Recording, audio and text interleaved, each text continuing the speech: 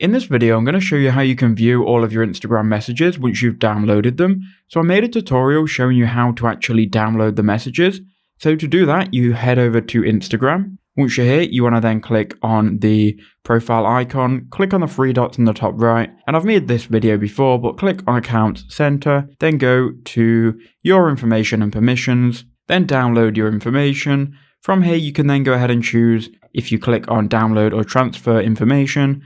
You can choose essentially your profile and then some of your information, and then you can choose to download all of your messages.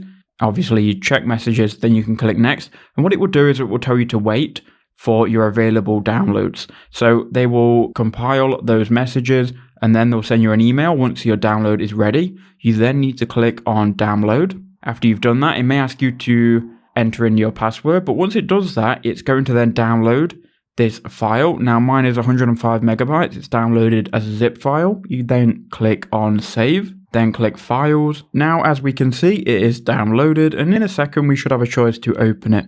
So now we'll click open in. From here you can then click open in downloads, and then it should take you to the downloads folder. Now it is going to be a zip file, so click on it. It will then open the zip file and it will create a new folder. Here inside of that folder, you can go ahead and click on your Instagram activity, then click messages, then click inbox.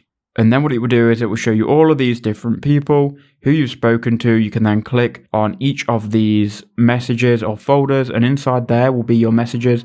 That's how you can find them and read them once you've downloaded them.